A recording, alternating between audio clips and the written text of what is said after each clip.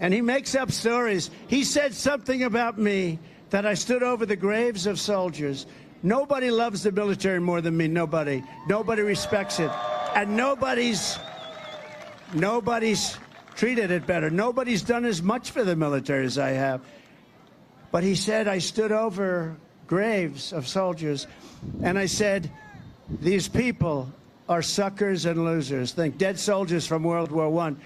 I said this was a made-up deal from a magazine that's failing, Financial Disaster, by a guy that is a horrible radical left lunatic named Goldberg. They made up a story that I said this, and they put it out, and it's been going around for 3 years.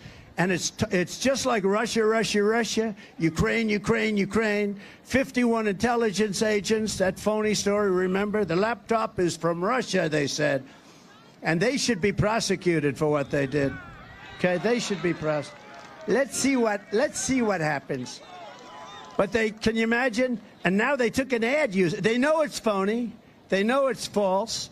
And now they took an ad using it. These are sick people. And I hope the military revolts at the voting booth and just says, we're not going to take it. They can say anything. They're a party of misinformation, disinformation, cheating on elections, open borders, high interest rates, and high taxes.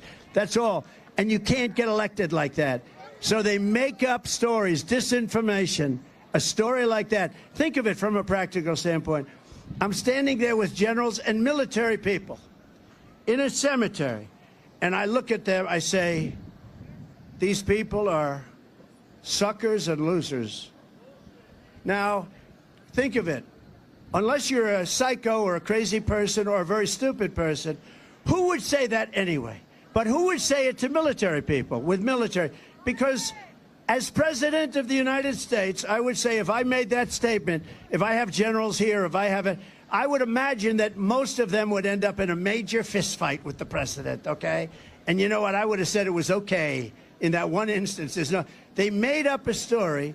They just, out of thin air, just like a lot of the fake stories are made up by these people, because they're among the most dishonest people in the country, the fake news. They're dishonest people.